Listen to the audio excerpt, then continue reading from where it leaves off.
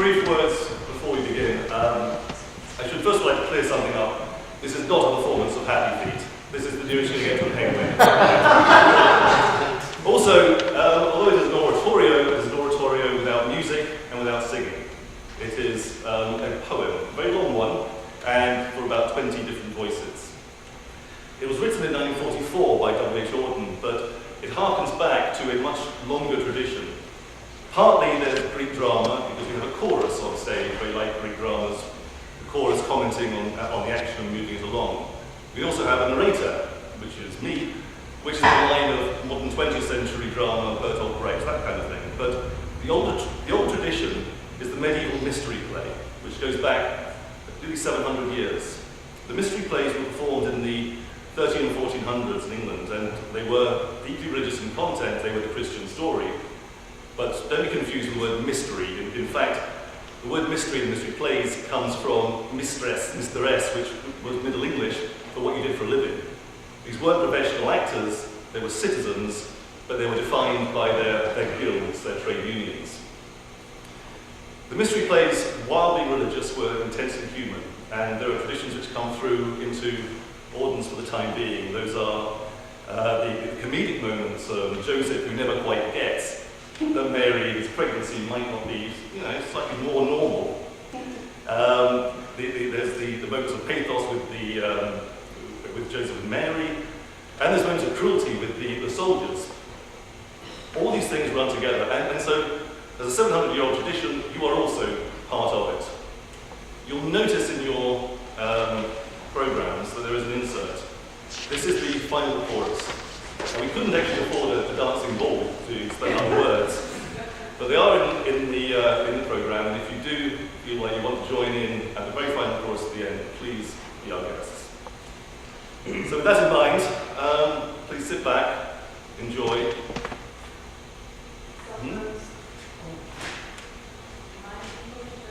Ah, yes, thank you. And would you please turn your cell phones off? Thank you for that prompt from the audience. Any other prompts? Okay, have a very good evening.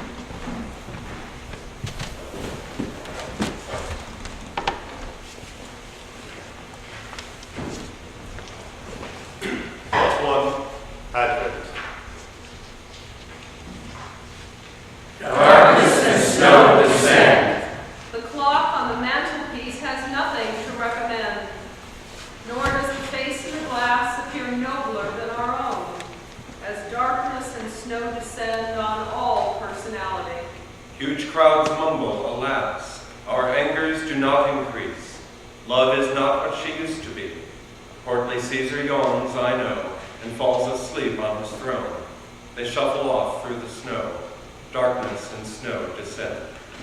Can great Hercules keep his extraordinary promise to reinvigorate the empire? Utterly lost, he cannot even locate his task, but stands in some decaying orchard or the irregular shadow of a ruined temple, aware of being watched from the horrid mountains by fanatical eyes, yet seeing no one at all, only hearing the silence softly broken by the poisonous rustle of famishing arachne. Winter completes an age. With its thorough level, heaven's turbillions of rage abolish the watchman's tower and delete the cedar grove as winter completes an age. The eyes huddle like cattle. Doubt seeps into the pores and power ebbs from the heavy signet. The prophet's lantern is out, and gone the boundary stone. Cold the heart and cold the stove. Ice condenses on the bone. Winter completes an age. Outside the civil garden, with every day of love, there crouches a wild passion, to destroy and be destroyed. Oh, who to boast their power have challenged it to change? Like wheat, our souls are sifted and cast into the void. The evil in arm draw near, their weather smells of their hate, and the houses smell of our fear. Death has opened his white eye, and the black hole calls to the thief as the evil and armed draw near. Ravens alight on the wall. Our plans have all gone awry. The rains will arrive too late. Our resourceful general fell down dead as he drank, and his horse died of grief. Our navy sailed away and sank. The evil and armed draw near. If, on account of the political situation, there are quite a number of homes without roofs, and men lying about in the countryside neither drunk nor asleep, if all sailings have been cancelled till further notice, if it's unwise now to say much in letters, and if, under the subnormal temperatures prevailing, the two sexes are at present the weak and the strong, that's not at all unusual for this time of year. If that were all, we should know how to manage. Flood, fire, the desiccation of grasslands, restraint of princes, piracy on the high seas, physical pain and fiscal grief. These, after all, are our familiar tribulations, and we've been through them all before, many, many times. As events which belong to the natural world, where the occupation space is the real and final fact, and time turns round itself in an obedient circle, they occur again and again, but only to pass again and again into their formal opposites, from sword to ploughshare, coffin to cradle, war to work. So that, taking the bad with the good, the pattern composed by the 10,000 odd things that can possibly happen is permanent in a general, average way. Till lately, we know of no other.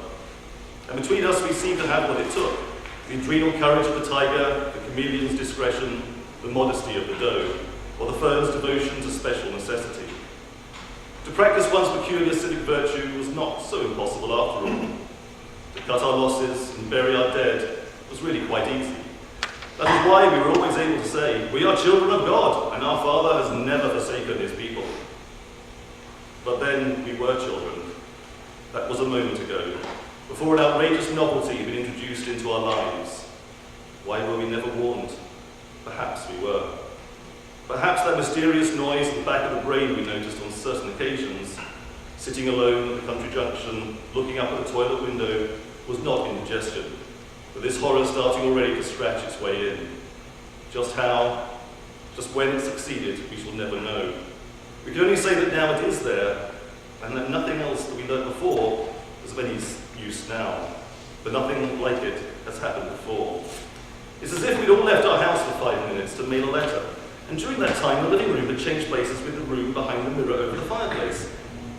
It's as if, waking up with a start, we discovered ourselves stretched out flat on the floor, watching our shadow sleepily stretching itself at the window. I mean that the world of space where events reoccur is still there, only now it's no longer real. The real one is nowhere, where time never moves and nothing can ever happen. I mean that although there's a person we all know about, still bearing our name and loving himself as before, that person has become a fiction. Our true existence is decided by no one and has no importance to love. That is why we despair. That is why we would welcome the nursery bogey or the wine cellar ghost, why even the violent howling of the winter and war has become like a jukebox tune that we dare not stop. We are afraid of pain, but more afraid of silence. For no nightmare of hostile objects could be as terrible as this void. This is the abomination. This is the wrath of God. Alone, alone, about the dreadful wood. A conscious evil runs lost mankind, dreading to find its father, lest it find the goodness it has dreaded is not good. Alone, alone, about a dreadful wood. Where is that law for which we broke our own? Where now the justice for which flesh resides, or hereditary right to passion divine, his will to absolute power gone. Gone. Where is that law for which we broke our own?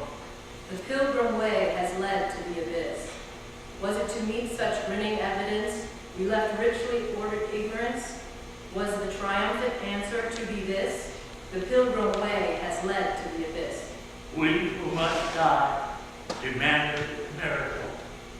How could the Eternal do a temporal act? the infinite become a finite fact. Nothing can save us that is possible. We who must die demand a miracle. If the muscle can feel repugnance, there is still a false move to be made. If the mind can imagine tomorrow, there is still a defeat to remember. As long as the self can say, I, it is impossible not to rebel. As long as there is an accidental virtue, there is a necessary vice. And the garden cannot exist. The miracle cannot occur. For the garden is the only place there is, but you will not find it. Until you have looked for it everywhere and found nothing that is not a desert. The miracle is the only thing that can happen, but to you it will not be apparent. Until all events have been studied and nothing happens that you cannot explain. And life is the destiny you are bound to refuse until you have consented to die. Therefore, see without looking, hear without listening, breathe without asking. The inevitable is what will seem to happen to you purely by chance. The real is what will strike you as really absurd. Unless you are certain you are dreaming, it is certainly a dream of your own. Unless you exclaim, there must be some mistake, you must be mistaken. Oh, where is that immortal and nameless Caesar, from which our points of definition and death are all equidistant? Where the well of our wish to wonder, the everlasting fountain of the waters of joy that our sorrow uses for tears? Oh, where is the garden of being that is only known in existence as the command to be never there? The sentence by which alephs of throbbing fact have been banished into position, the clock that dismisses the moment into the turbine of time. Oh, would I could mourn over fate like the others, the resolute creatures, by seizing my chance to regret. The stone is content. With a formal anger and falls, the plants are indignant, with one dimension only, and can only doubt, whether light or darkness lies in the worst direction, and the subtler exiles who try every path are satisfied. With proving that none have a goal, why must man also acknowledge it is not enough to bear witness, for even protest is wrong? Earth is cooled and fire is quenched by his unique excitement. All answers expire in the clench of his questioning hand. His singular emphasis frustrates all possible order. Alas, his genius is wholly for envy.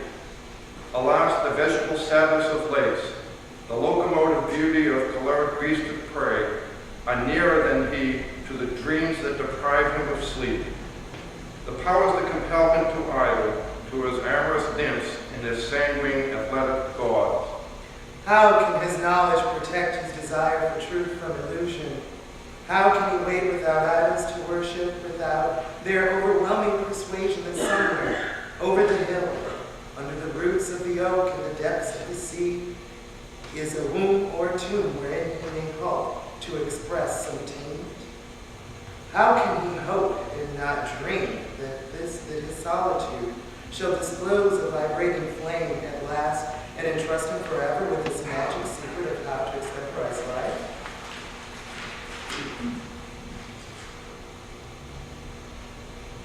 Part 2, the Annunciation. Over the life of man, we watch and wait. The four who manage his fallen estate. We who are four were once but one, before his act of rebellion. We were himself when his will was free. His error became our chance to be. Powers of air and fire, water and earth, into our hands is given man from his birth. As a dwarf in the dark of his belly I rest. A nymph I inhabit the heart in his breast. A giant at the gates of his body I stand. His dreaming brain is my fairyland. The invisible phantoms, the forms we assume, are adapted to each individual humor. Beautiful facts or true generalizations, test cases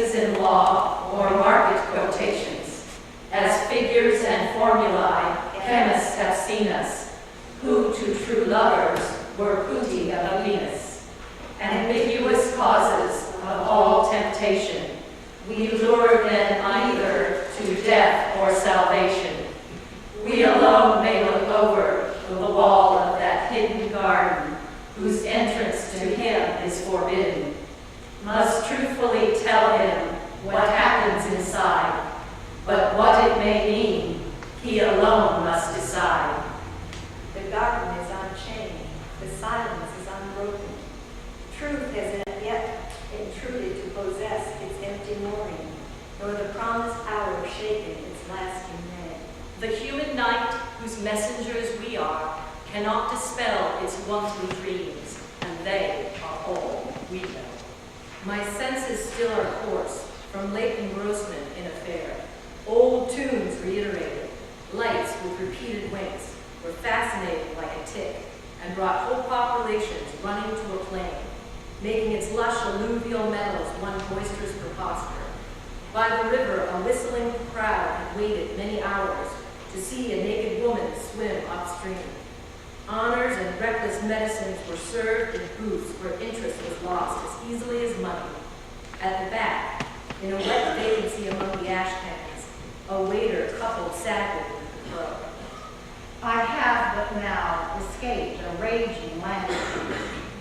Their woods were in a tremor from the shouts of hunchbacks hunting a hermaphrodite. A burning village scampered down a lane. Insects with ladders stormed a virgin's house. On a green knoll littered with picnics, a mob of horses kicked a dog to death. Remembrance of the moment before last is like a yawning drug. I have observed the somber valley of an industry in dereliction. Conduits, ponds, canals distressed with weeds, engines and furnaces and rust in rotting sheds, and their strong users transformed to spongy heaps of drunken flesh. Deep among the dock and dusty nettles lay each ruin of a will. Manners of mold grew into empires as a westering sun left the air chilling. Not a sound disturbed the autumn dusk, except a stertorous snore, that over their drowned condition like the sea wept without a grief. My recent company was worse than your 3 visions. Where I was, the haunting ghosts were figures with no ground, areas of wide omission, and vast regions of tacit color, higher than any squeak. One note went on forever, an embarrassed sum stuck on the stunner of a decimal, and points almost coincident already approached so slowly they could never meet. There, nothing could be stated or constructed. To be was an archaic nuisance. Look, there is someone in the garden. The garden is unchanged. The silence is unbroken. For she is still walking in her sleep of childhood. Many before have wandered in, like her, then wandered out, unconscious of their visit and unaltered. The garden unchanged, the silence unbroken. None may wait there, but one who shall be woken. Wait.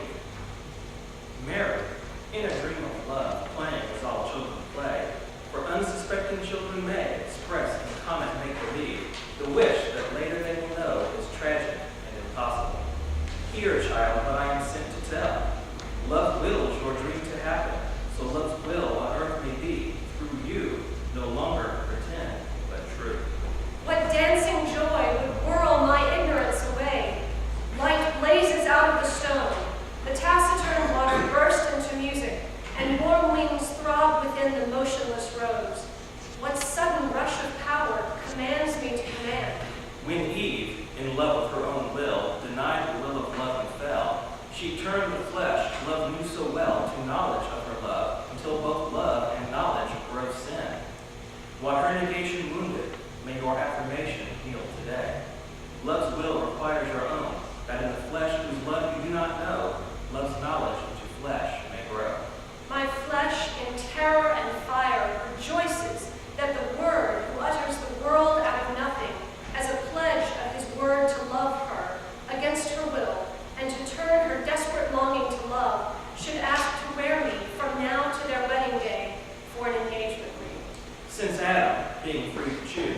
chose to imagine he was free to choose his own necessity, lost in his freedom, man pursues the shadow of his images.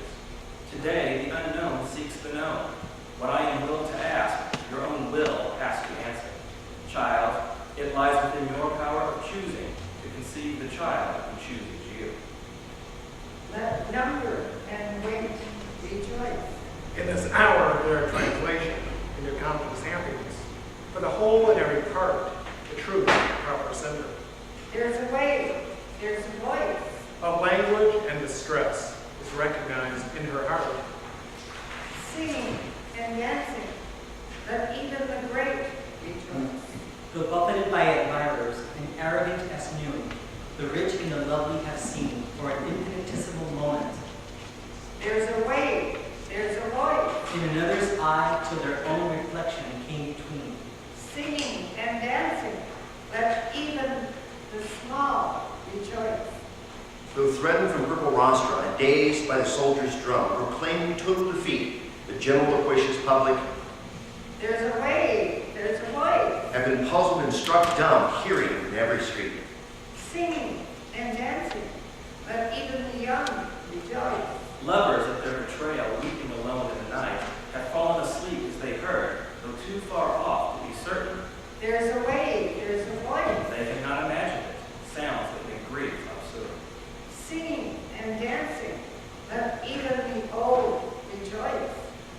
Bleak in the dim abandoned, by impulse and regret, are startled out of their lives. There's a way, there's a voice. Their ruins echo, yet the demolisher arrives. Singing and dancing. Part 3, the temptation of Joseph. My shoes were shined, my pants were cleaned and pressed, and I was hurrying to meet my own true love. But a great crowd grew and grew till I could not push my way through because a star had fallen down the street. When they saw who I was, the police tried to do their best. Joseph, you may have heard what Mary says occurred. Yes, it may be so. Is it likely? No. The guard was gay, the lighting well designed, and I was sitting down to wait my own true love. A voice I'd heard before, I think, cried, "This is on the house. I drink to him who does not know it is too late." When I asked for the time, everyone was very kind. Mary may be pure, but Joseph, are you sure? How is one to tell? Suppose, for instance, well, Through cracks, up ladders, into waters deep, I squeezed, I climbed, I swam to save my own true love. Under a dead apple tree, I saw an ass. When it saw me, it brayed. A hermit sat in the mouth of a cave. When I asked him the way, he pretended to be asleep. Maybe, maybe not. But Joseph, you know what your world, of course, will say about you anyway. Where are you, Father? Where? Caught in the jealous trap of an empty house, I hear, as I sit alone in the dark, everything, everything. The drip of the bathroom tap, the creak of the sofa spring, the wind in the air shaft, all making the same remark, stupidly, stupidly, over and over again. Father, what have I done? Answer me, Father. How can I answer the tactless wall of the pompous furniture now? Answer me. No, you must. How then am I to know, Father, that you are just? Give me one reason. No. All I ask is one important and elegant proof that what my love had done was really at your will, and that your will is love. No, you must believe. Be silent and sit still. For the perpetual excuse of Adam for his fall, I did leave, God bless, and did beguile me, and I ate. For his insistence on a nurse, all service, breast and lap, for giving fake feminine gender to make girls believe that they can save him, you must now atone, Joseph, in silence and alone. While she who loves you makes you shake with fright, your love for her must tuck you up and kiss goodnight. For likening love to war, for all the payoff lines of limericks in which the weak resentful barfly shows his sting, for talking of their spiritual beauty to chorus girls, for flattering the features of old gorgons who are rich, for the impudent grin and Irish charm that hides a cold will to do harm. Today, the roles are altered. You must be the weaker sex, whose passion is passivity. For those delicious memories, cigars and sips of brandy can restore to old dry boys. For gallantry that scrawls in idolatrous detail and signs a symbol of aggression on toilet walls. For having reasoned, woman is naturally pure since she has no moustache. For having said, no woman has a business head. You must learn now that masculinity to nature is a non-essential luxury. Lest finding it impossible to judge its object now, or throatily forgive it as eternal God forgives, lust, tempted by this miracle to more ingenious evil, should contrive a heathen fetish from virginity to soothe the spiritual petulance of worn-out rakes and maiden aunts, forgetting nothing and believing all. You must behave as if this was not strange at all. Without a change in look or word, you both must act exactly as before. Joseph and Mary shall be man and wife, just as if nothing had occurred. There is one world of nature and one life. Sin fractures the vision, not the fact. For the exceptional is always usual, and the usual exceptional. To choose what is difficult all one's days, as if it were easy, that is faith, Joseph. Praise. Joseph, Mary, pray for those misled by moonlight and the rose, for all in our perplexity, lovers who hear a distant bell that tolls from somewhere in their head, across the valley of their dreams, all those who love excessively, foot or thigh or arm or face, pursue a louche and fatuous fire, and stumble into hell. Yet what can such foreboding seem but intellectual talk, so long as bodies walk on earth where time and space turn heaven to a finite bed and love into desire? Pray for us, enchanted with the green bohemia of that myth where knowledge of the flesh can take the guilt of being born away.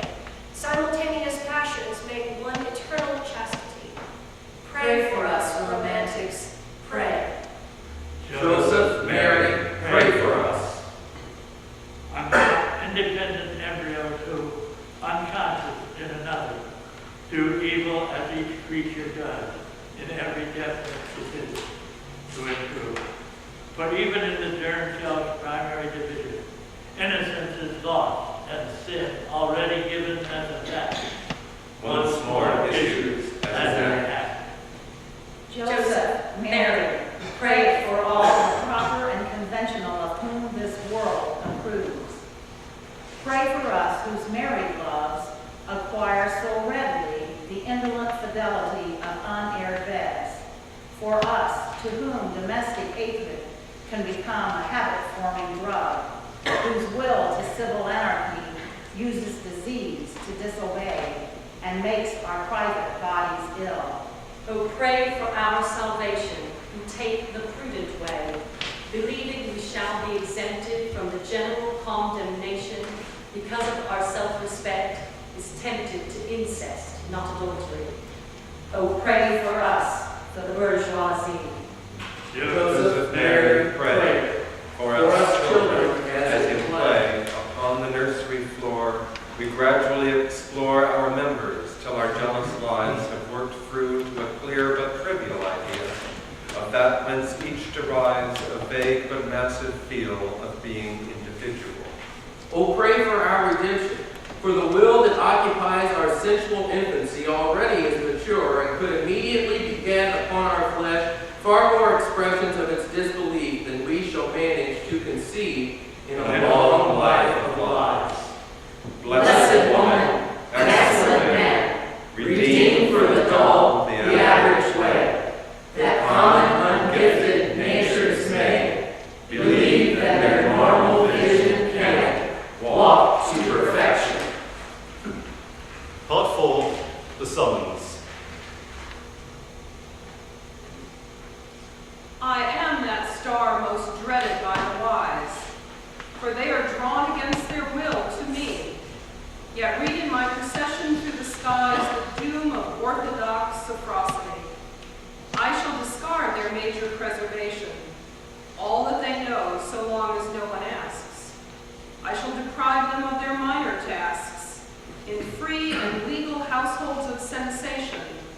of money, picnics, beer, and sanitation.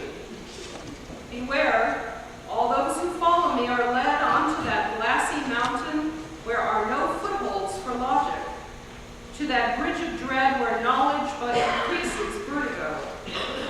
Those who pursue me take a twisting lane to find themselves immediately alone, with savage water or unfeeling stone, in labyrinths where they must entertain confusion, cripples, tigers, thunder, pain. To break down her defenses and profit from her vision, that plain men can predict through an assizes of their senses, with rack and screw I put nature through a thorough inquisition. But she was so afraid that if I were disappointed, I should hurt her more than her answers were disjointed. I did, I didn't, I will, I won't. She is just as big a liar, in fact, as we are. To discover how to be truthful now is the reason I follow this star. My faith that in time's constant flow lay real assurance broke down on this analysis. At any given instant, all solids dissolve, no reals revolve, and facts have no endurance. And who knows if it is by design or pure inadvertence that the present destroys its inherited self-importance. With envy, terror, rage, regret, we anticipate or remember, but never are. To discover how to be living now is the reason I follow this star.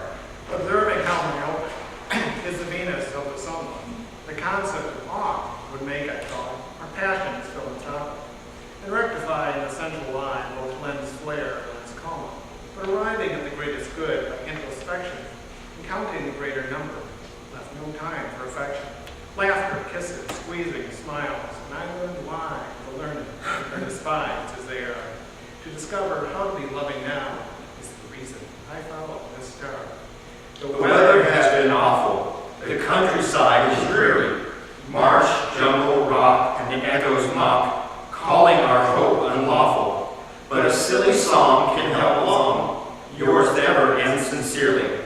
At least we know for certain that we are three old sinners, that this journey is much too long, that we want our dinners, and miss our wives, our books, our dogs, but have only the vaguest idea why we are what we are.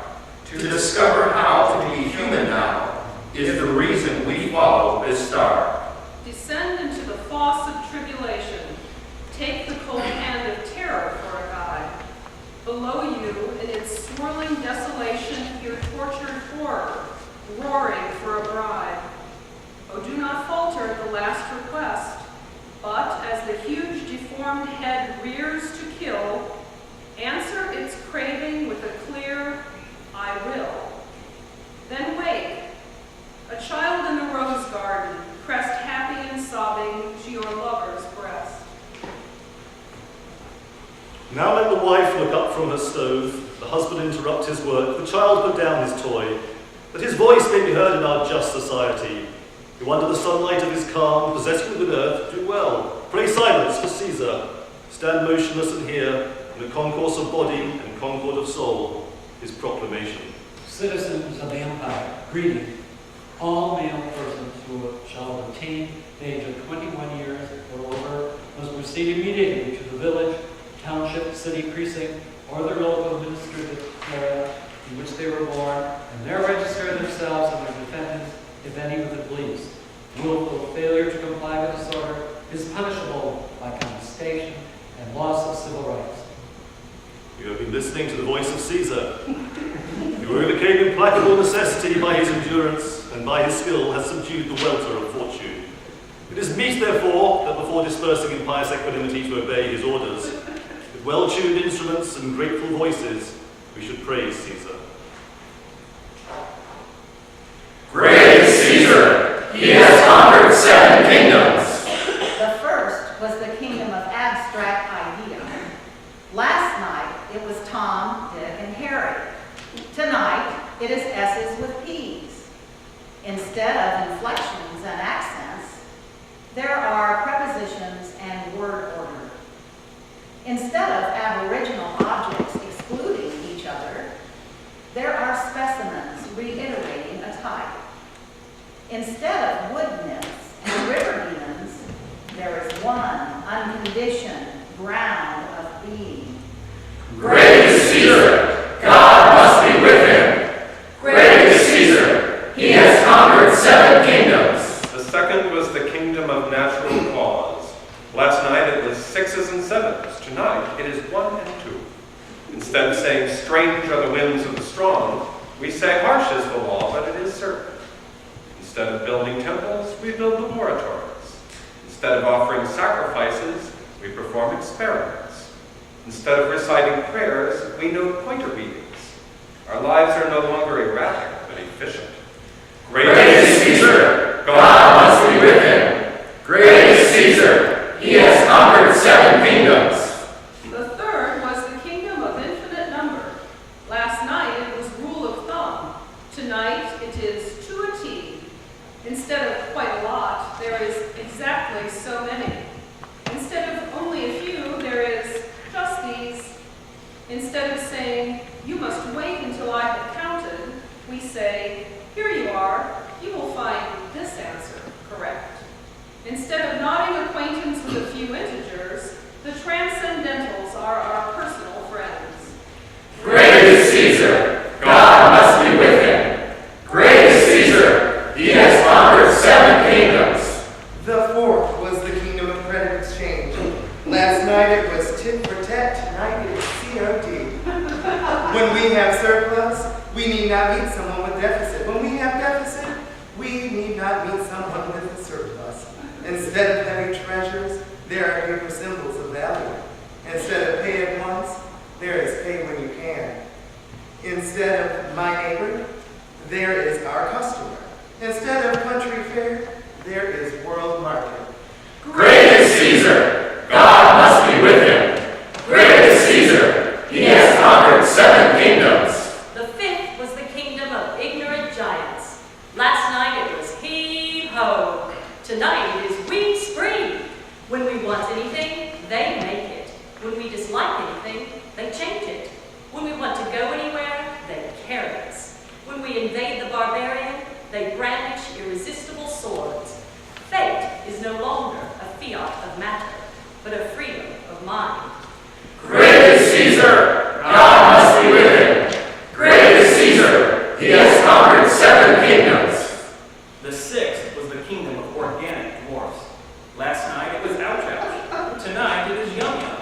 When diseases waylay us, they strike them dead. When worries intrude on us, they throw them out. When pain accosts us, they save us from embarrassment. When we feel like sheep, they make us like lions.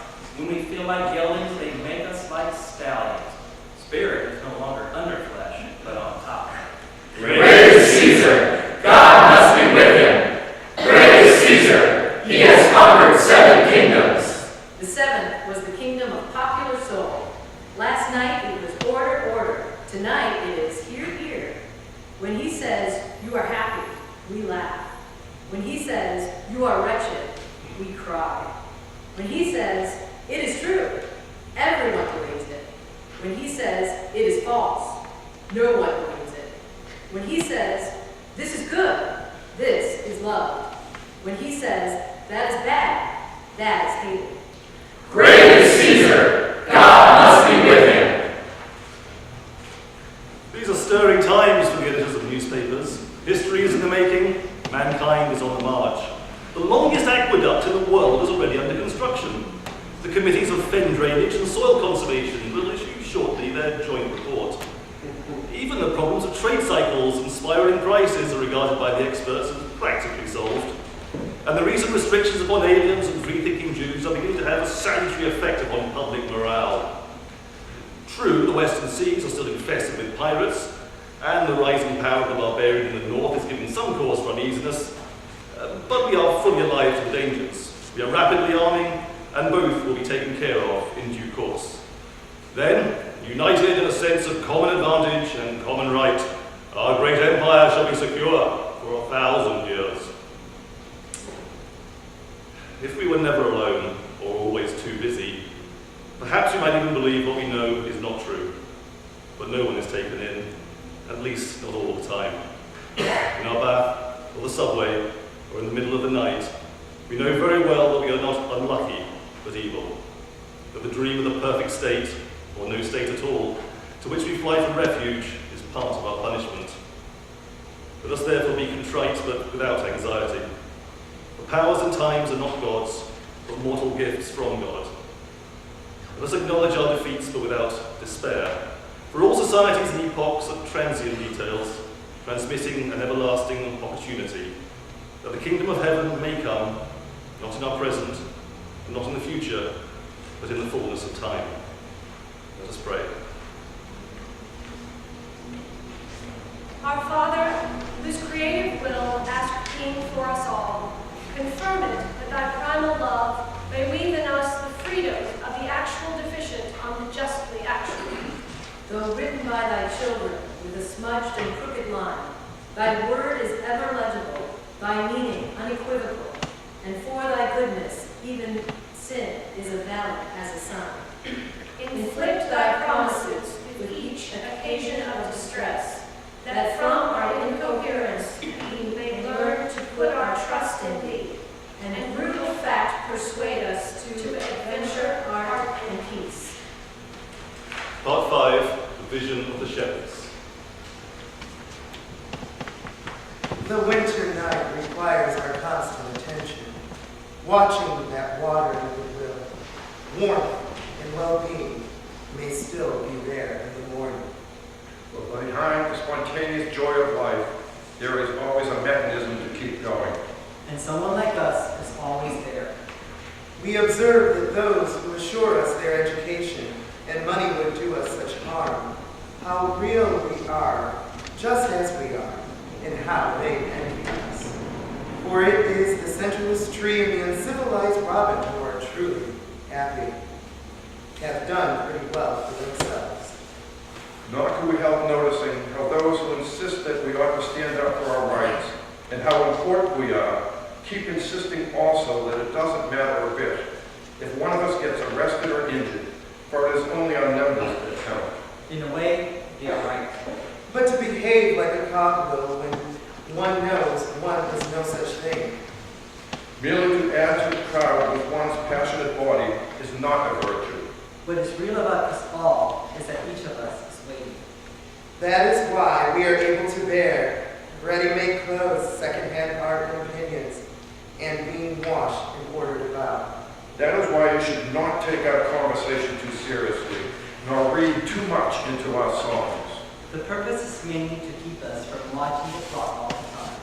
For though we cannot say why, we know that something will happen. What we cannot say.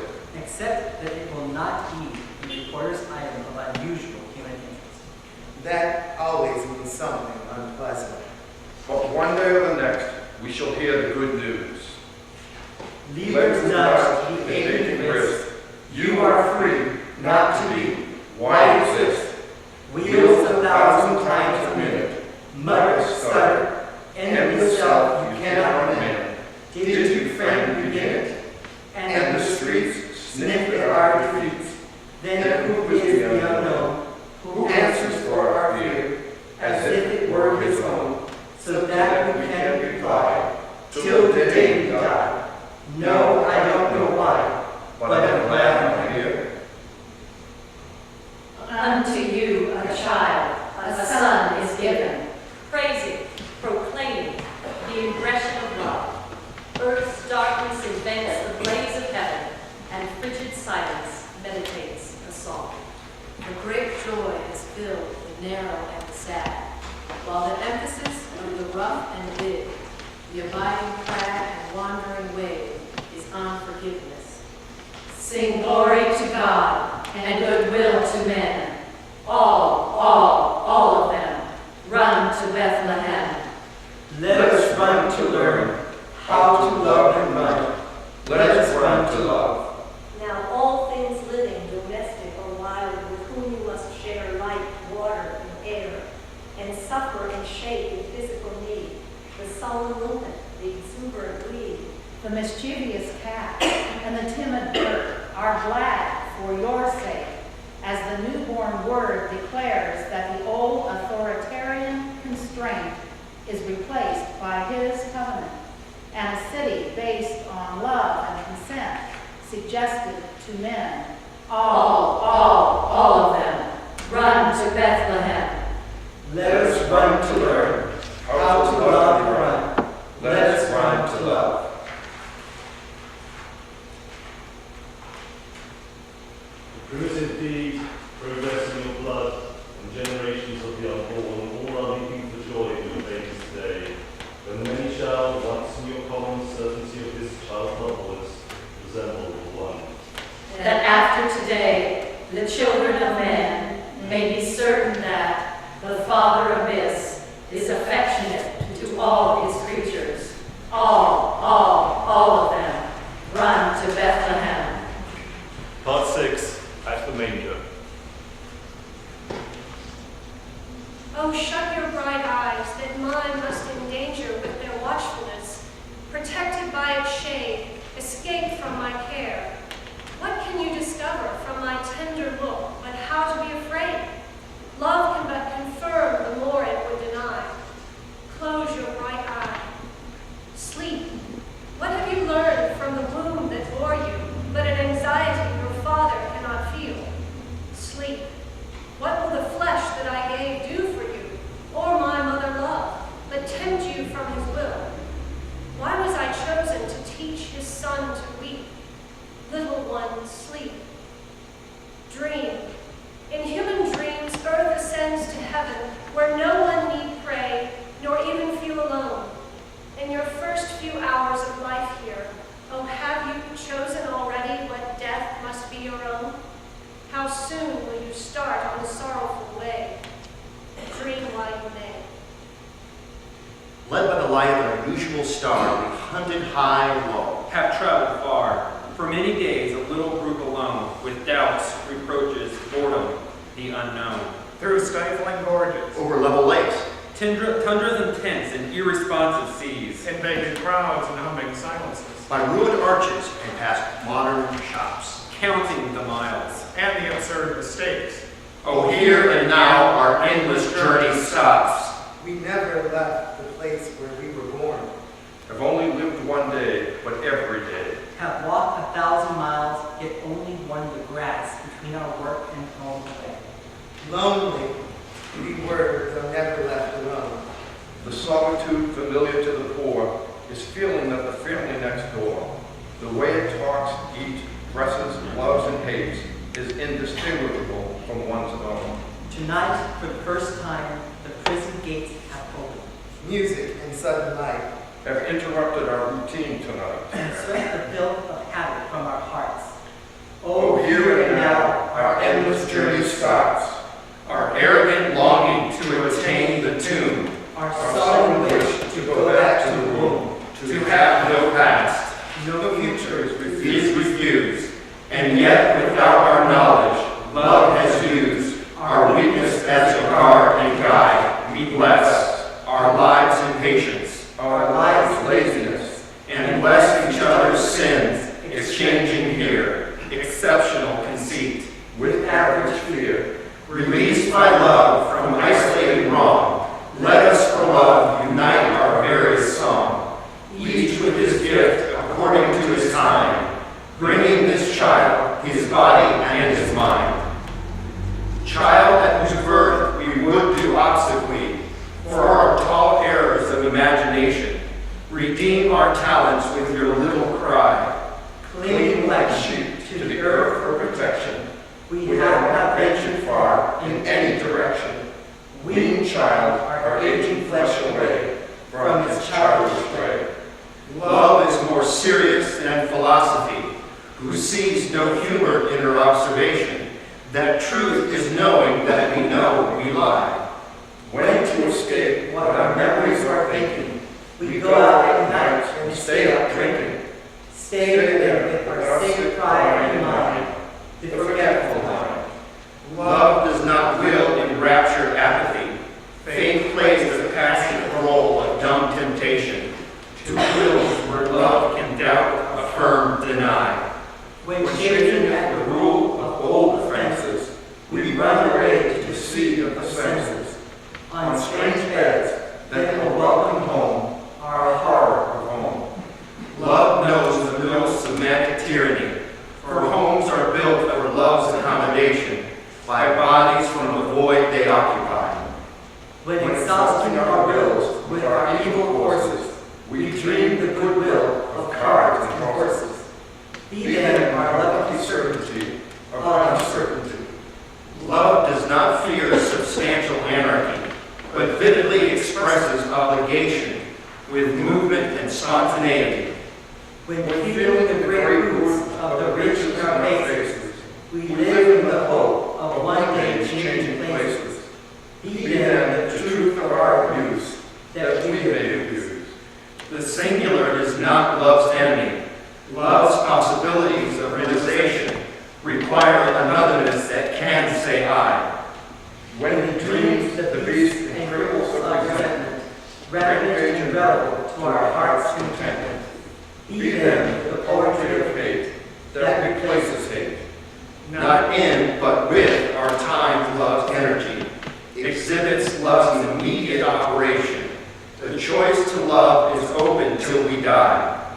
O living love, by your birth we are able, not only like the ox and the ass of the stable, to love with our live wills, but love, knowing we love. O living love, replacing fantasy, O joy of life revealed in love's creation, our mood of longing turns to invocation.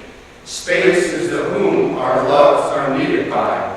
Time is our choice of how to love and why. Part 7, the meditation of Simeon. As long as the apple had not been entirely digested, as long as there remained the least understanding between Adam and the stars, rivers, and horses, with whom he had once known complete intimacy, as long as Eve could share in any way with the moods of the rose or the ambition of the swallow, there was still hope that the effects of the poison would wear off, that the exile from paradise was only a bad dream, that the fall had not occurred, in fact. When we woke, it was day. We went on weeping. As long as there were any roads to amnesia and anesthesia still to be explored, any rare wine of curiosity or of cuisine as yet untested, any erotic variation as yet unimagined or unrealized, any method of torture as yet undevised, any style of conspicuous waste as yet unindulged, any eccentricity of mania or disease as yet unrepresented, there was still a hope that man had not been poisoned, but transformed. That paradise was not an eternal state from which he had been forever expelled, but a childish state which he had permanently outgrown. That the fall had occurred by necessity. We danced in the dark, but were not deceived. As long as there were any experiments still to be undertaken in restoring that order in which desire had once rejoiced to be reflected, any code of equity and obligation upon which some society had not yet been founded, any species of property of which the value had not yet been appreciated, any talent that had not won private devotion and public honor, any rational concept of the good or intuitive feeling for the holy that had not yet found its precise and beautiful expression, any technique of contemplation or ritual or sacrifice and praise that had not yet been thoroughly disciplined. There was still a hope that some antidote might be found, that the gates of paradise had indeed slammed to, but with the exercise of a little patience and ingenuity could be unlocked, that the fall had occurred by accident. Lions came loping into the lighted city. Before the positive could manifest itself specifically, it was necessary that nothing should be left that negation could remove. The emancipation of time from space had first to be complete. The revolution of the images from which memories rose up and cast into subjection the senses, by whom hitherto they had been enslaved, successful beyond their wildest dreams. The mirror in which the soul expected to admire herself, so perfectly polished, and her natural consolation of vagueness would be utterly withdrawn. We looked at our shadow, and lo, it was lame. Before the infinite could manifest itself in the finite, It was necessary that man should first have reached that point along his road to knowledge where, just as it rises from the swamps of confusion onto the sunny slopes of objectivity, it forks in opposite directions towards the one and the many. Where, therefore, in order to proceed at all, he must decide which is real and which only appears. Yet at the same time cannot escape the knowledge that his choice is arbitrary and subjective. Promising to meet, we parted forever. Before the unconditional could manifest itself under the condition of existence, it was necessary that man should first have reached the ultimate frontier of consciousness, the secular limit of memory beyond which there remained but one thing to know, his original sin. But of this it is impossible to become conscious because it is itself what conditions his will to knowledge. For as long as he was in paradise, he could not sin by any conscious intention or act. His as yet unfallen will could only rebel against the truth by taking flight into an unconscious lie. He could only eat of the tree of knowledge of good and evil by forgetting that its existence was a fiction of the evil one, that there is only the tree of life. The bravest drew back from the brink of the abyss. From the beginning until now, God spoke through his prophets. The word aroused the uncomprehending depths of their flesh as to witnessing fury, and their witness was thus, that the word should be made flesh. Yet their witness could only be received as long as it was vaguely misunderstood, as long as it seemed either to be either impossible nor necessary, or necessary but not impossible, or impossible but not necessary, and the prophecy could not therefore be fulfilled.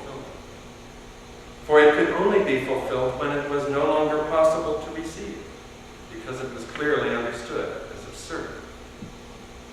The word could not be made flesh until men had reached the state of absolute contradiction between clarity and despair, in which they would have no choice but to either accept absolutely or reject absolutely. And yet their choice, there should be no element of luck, for they would be fully conscious of what they were accepting or rejecting. The eternal spaces were congested and depraved. But here and now, the word which is implicit in the beginning and is in the end is become immediately explicit. And that which hitherto we could only passively fear as the incomprehensible I am, henceforth we may actively love with comprehension that thou art. Wherefore, having seen him, not in some prophetic vision of what might be, but with the eyes of our weakness as to what actually is, we are bold to say that we have seen our salvation. Now and forever, we are not alone. By the event of this birth, the true significance of all other events is defined. For of every other occasion it can be said that it could have been different. But of this birth, it is the case that it could in no way be other than it is. And by the existence of this child, the proper value of all other existences is given. For of every other creature, it can be said that it has extrinsic importance. But of this child, it is the case that he is in no sense a symbol. We have right to believe that we really exist. By him is dispelled the darkness, wherein the fallen will cannot distinguish between temptation and sin. For in him we become fully conscious of necessity as our freedom to be tempted, and of freedom as our necessity to have faith. And by him is illuminated the time in which we execute those choices through which our freedom is realized or prevented. For the course of history is predictable to the degree to which all men love themselves, and spontaneous in the degree to which each man loves God, and through him his neighbor. The distresses of choice are our chance to be blessed. Because in him the flesh is united to the word without magical transformation. Imagination is redeemed from promiscuous fornication of her own images. The tragic conflict of virtue with necessity is no longer confined to the exceptional hero, for disaster is not the impact of a curse upon a few great families, but issues continually from the hubris of every tainted will. Every invalid is boldened, defending the narrow paths against hopeless odds. Every stenographer, Brunhilde, refusing to renounce her lover's ring, which came into existence through the renunciation of love.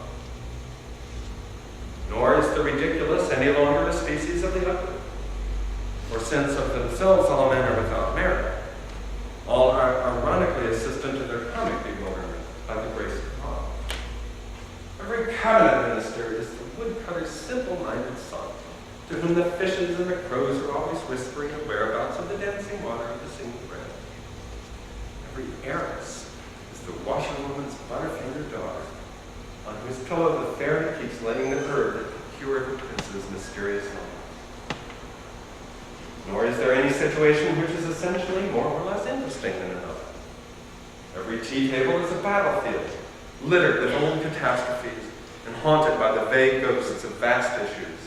Every martyrdom an occasion for flip cracks and stentorious oratory. Because in him, all passions find a logical in order that, by him, is the perpetual recurrence of art assured. Safe in his silence, our songs are at play. Because in him the word is uniting to the flesh without loss of perfection. Reason is redeemed from incestuous fixation on her own logic, for the one and the many are simultaneously revealed as real, so that we may no longer, with the barbarians, deny the unity, asserting that there are as many gods as there are creatures, nor with the philosophers deny the multiplicity, asserting that God is one, who has no need of friends, and is indifferent to a world of time and quantity and horror, which he did not create, nor with Israel. May we limit the co-inheritance of the one and the many to a special case, asserting that God is only concerned with and concerned to that people whom out of all that he created, he has chosen for his own. For the truth is indeed one, without which no salvation, but the possibilities of real knowledge. Decision must be in conformity with nature and necessity. Let me honor those through whom my nature is by necessity what it is. To fortune, that I have become tetrarch, that I have escaped assassination, that at 60 my head is clear and my digestion sound. To my father, for the means to gratify my love of travel and study. To my mother, for a straight nose. To even my colored nurse, for regular habit. To my brother Sandy, who married a trapeze artist, for so refuting the position of the people. To Mr. Stewart, nicknamed the Tar, who instructed me in the elements of geometry, through which I came to perceive the errors of the tragic poem. To Professor Lighthouse, for his lectures on the Peloponnesian War. To the stranger on the boat to Sicily, for recommending to me ground on resolution. To my secretary, Miss Button, for admitting that my speeches were inaudible. There is no visible disorder, no crime. What could be more innocent than the birth of an artisan's child? Today has been one of those perfect winter days, cold, brilliant, and utterly still, when the bark of the shepherd's dog carries for miles, and the great wild mountains come up quite close to the city walls, and the mind feels intensely awake.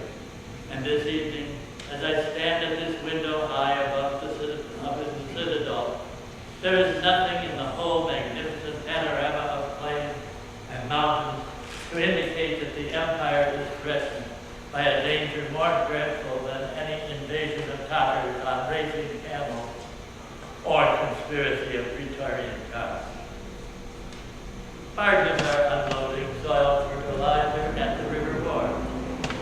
Soft drinks and sandwiches may be had at the inn at reasonable prices.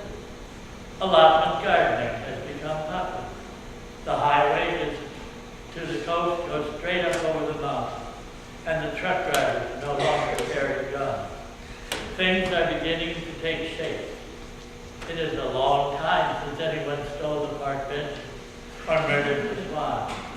There are children in this province who have never seen a lava, shopkeepers who have never handled a counterfeit coin, women of 40 who have never hidden in a ditch, except for fun.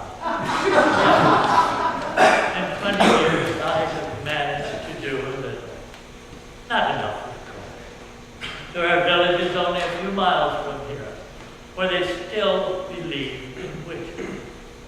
There isn't a single town where a good bookshop would pay. One could count on the fingers of one hand the people capable of solving the problem of the killers and the torturers. Still, it is a beginning. In 20 years, the darkness has been pushed back a few inches. And what, after all, is the whole empire with its few thousand square miles on which to lead the rational life, but a tiny patch of light compared with those immense areas of barbaric night that surround it on all sides? That incoherent wilderness of rage and terror, where Mongolian idiots are regarded as sacred, and mothers who have given birth to twins are constantly put to death, where malaria is treated by yelling, where warriors of superb courage obey the commands of hysterical female impersonators, where the best cuts of meat are reserved for the dead, where, if a blackbird has been seen, no more work may be done that day, where it is firmly believed that the world was created by a giant with 3 heads, or that the motions of the stars are controlled from the liver of a robed elephant.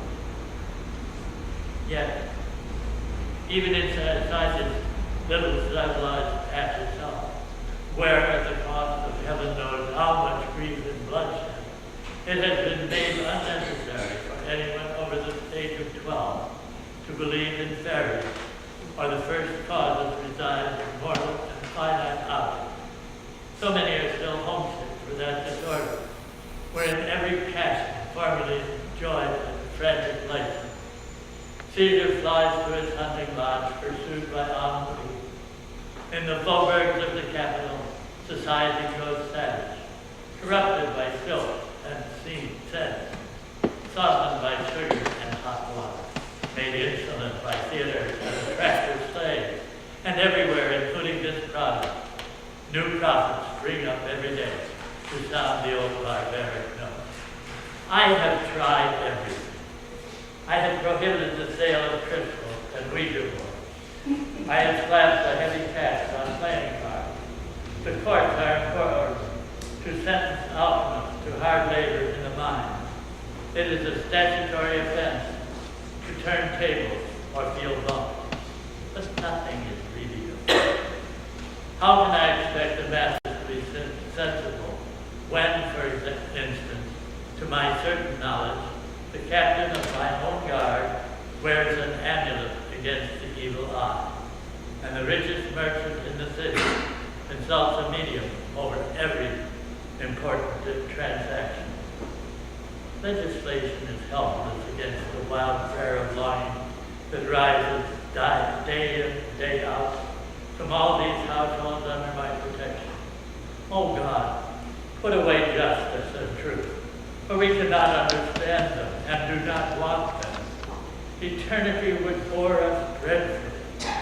Leave thy heavens and come down to our earth of water clocks and hedges. Become our uncle, look after baby, amuse grandfather, escort madam to the opera, help Willie with his homework, introduce Nero to a handsome naval officer. Be interested and weep like us, and we will love you as we love ourselves.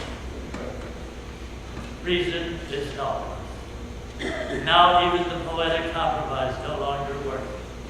All those lovely fairy tales in which Zeus, disguising himself as a swan or a bull or a shower of rain or what have you, lay with some beautiful woman and begot a hero. For the public has grown too sophisticated. Under all the charming metaphors and symbols, it detects the stern command, be and act heroically. Behind the myth of divine origin, it senses the real human excellence that is a reproach to their own nature. So with a bellow of rage, it kicks poetry downstairs and sends for prophecy. Your sister has just insulted me. I ask for a God who should be like me as possible. What use to me is a God whose divinity consists in doing difficult things that I cannot do, or saying clever things that I cannot understand. The God I want and intend to get must be someone I can recognize immediately without having to wait and see what he says or does. There must be nothing in the least extraordinary about it. Produce him at once, please. I'm sick of waiting. Today, apparently, judging by the trio who came to see me this morning with an ecstatic grin on their scholarly faces, the job has been done. God has been born, they cry. We have seen him ourselves. The world is saved. Nothing else matters. One needn't be much of a psychologist to realize that if this rumor is not stamped out now, in a few years it is capable of diseasing the whole empire, and one doesn't have to be a prophet to predict the consequences if it should. Reason will be replaced by revelation. Instead of rational law, objective truth, perceptible to any who will undergo the necessity, intellectual disciple, and the same for all. Knowledge will degenerate into a riot of subjective vision. Feelings in the solar plexus, induced by undernourishment, angelic images generated by fevers or drugs, dream warnings inspired by the sound of falling water. Whole cosmogony will be created out of some forgotten personal resentment. Complete epics written in private languages. The dogs of children, school children, ranked above the greatest masterpiece. Idealism will be replaced with materialism. Priapus will only have to move to a good address and call himself Eros to become the darling of middle-aged women. Life after death will be an eternal dinner party where all the guests are 20 years old. Diverted from its normal and wholesome outlook in patriotism and civic or family pride. The need of the materialistic masses for some visible idol of worship will be driven into totally unsocial channels where no education can reach. Divine honor will be paid to silver teapots, shallow impressions in the earth, names on names, domestic pets, ruined windows, even in extreme cases, which will become increasingly common, to petting, or malignant tumor, or forest loss in the afternoon. Justice will be replaced by faith as the cardinal of human virtue, and all fear of retribution will vanish. Every corner boy will congratulate me. I'm such a sinner that God has to come down in person to save me. I must be a devil of a son. Every crook will argue. I like committing crime. God likes forgiving them. Really, the world is admirably arranged. The ambition of every young cop will be to secure a deathbed repentance. The new aristocracy will consist exclusively of hermits, bums, and permanent influence. The rough diamond, the consumptive whore, the bandit who is good to his mother, the epileptic girl who has a way with animals, will be the hero and heroine on the new tragedy when the general, the statesman, and the philosopher have become the butt of every farce and satire.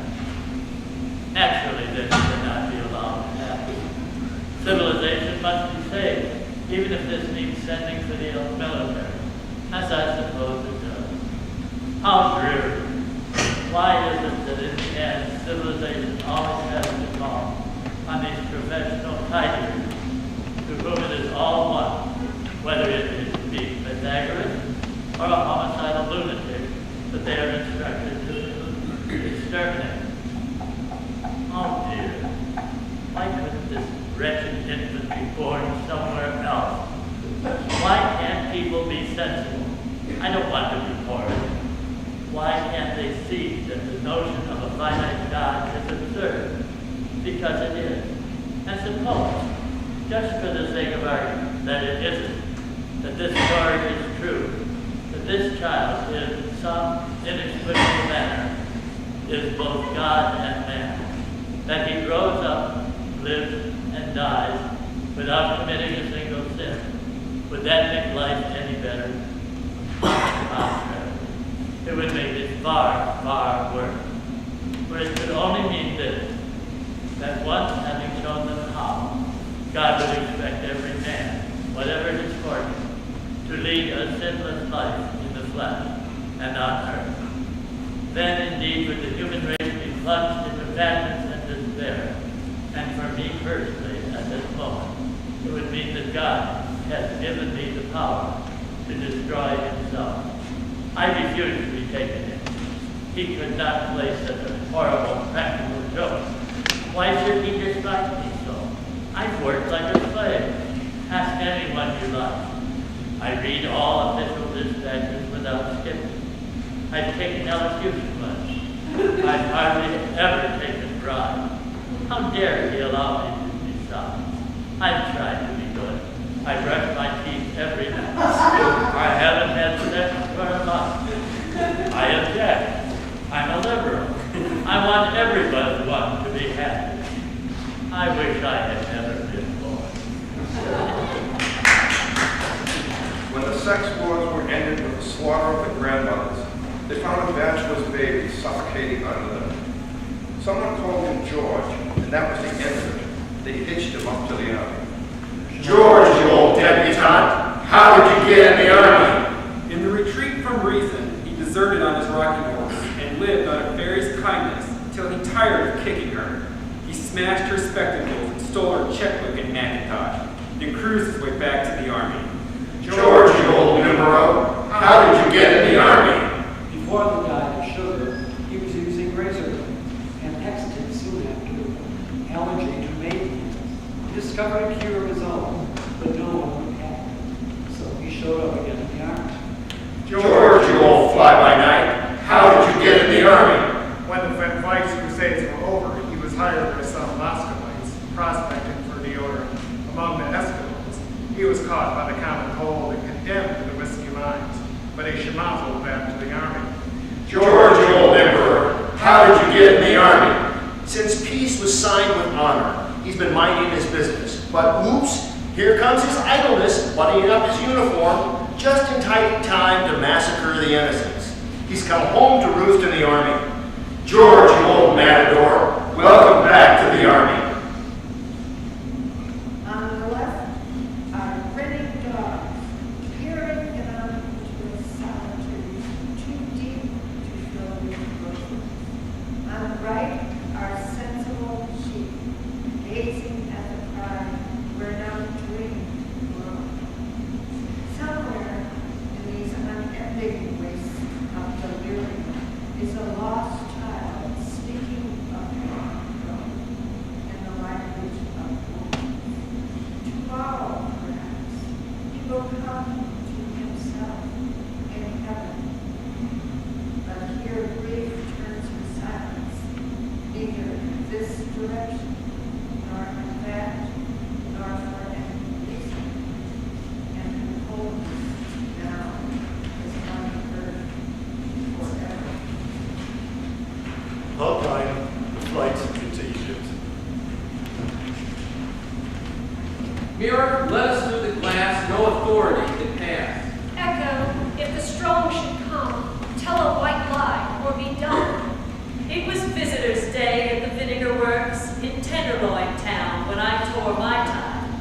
A sorrowful snapshot of my sinful wage. Was that why you left me, elusive bones? Come to our racing desert, where eternity is eventful. For the weather glass is set at last, the thermometer at resentful. The kingdom of the robbers lies between time and our memories.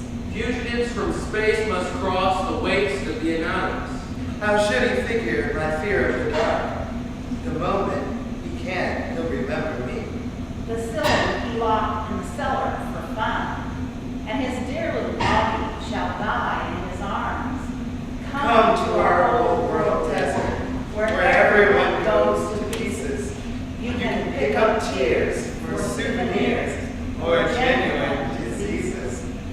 Geysers and volcanoes give some comical relief. And the vulture is a boon on a dull, hot afternoon. All fathers' nightingales knew their place. The gardens were loyal.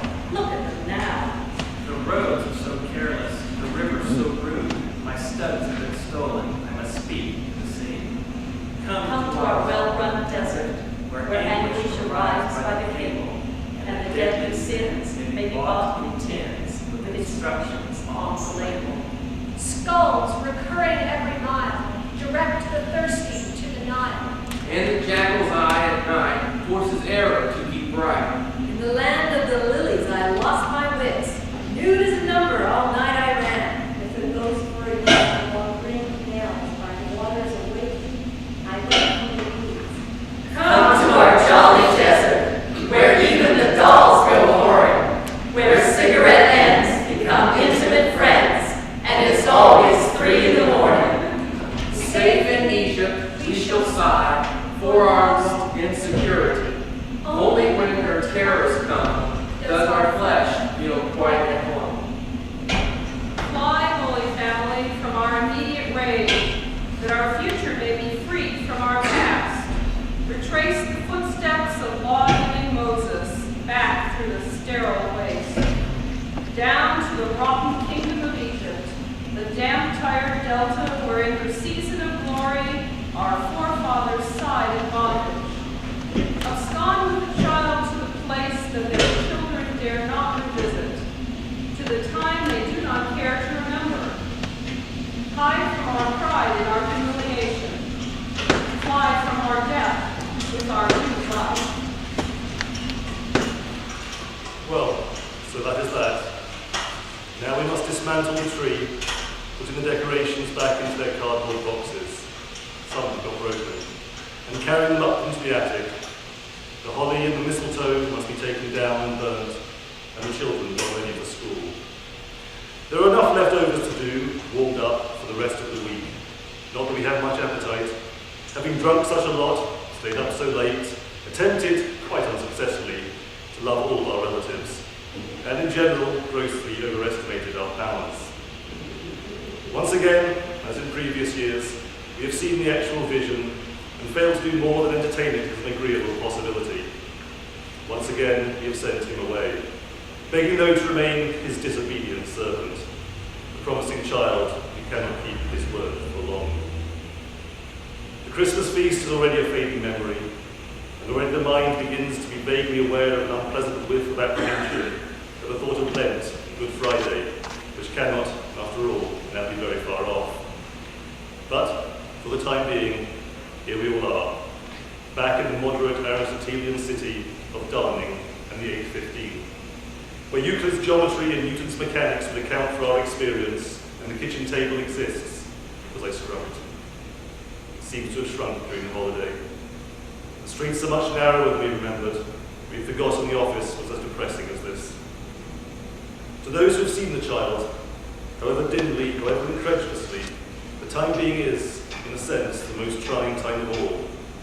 For the innocent children who whispered so excitedly outside the locked door where they knew the presents to be, grew up when it opened. Now, recollecting that moment, we can repress the joy, but the guilt remains conscious. Remembering the stable where for once in our lives everything became a you and nothing was knit. And craving the sensation, but ignoring the cause, we look round for something, no matter what, to inhibit our self-reflection. And the obvious thing for that purpose would be some great suffering. So once we have met the Son, we are tempted ever after to pray to the Father, lead us into temptation and evil for our sake. They will come all right, don't worry. Probably in a form we do not expect, and certainly with a force more dreadful than we can imagine. In the meantime, there are bills to be paid, machines to keep in repair, and regular verbs to learn, time being to redeem from insignificance. The happy morning is over, the night of agony still to come.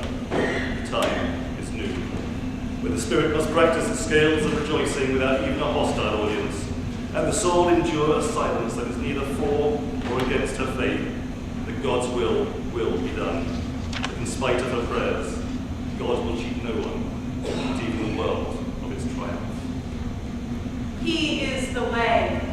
Follow him through the land of unlikeness. You will see rare beasts and have unique adventures. He is the truth. Seek him in the kingdom of anxiety.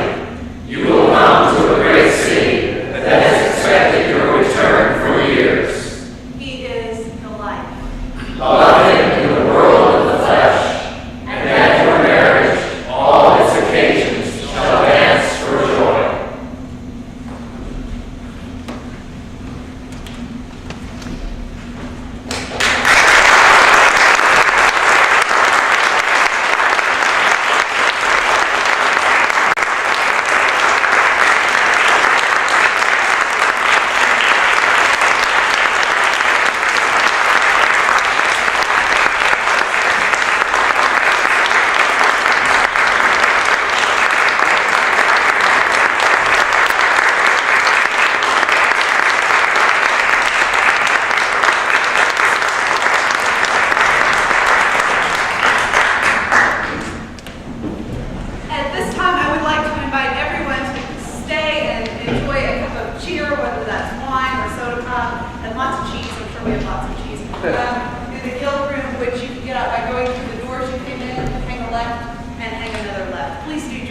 thank you for coming tonight.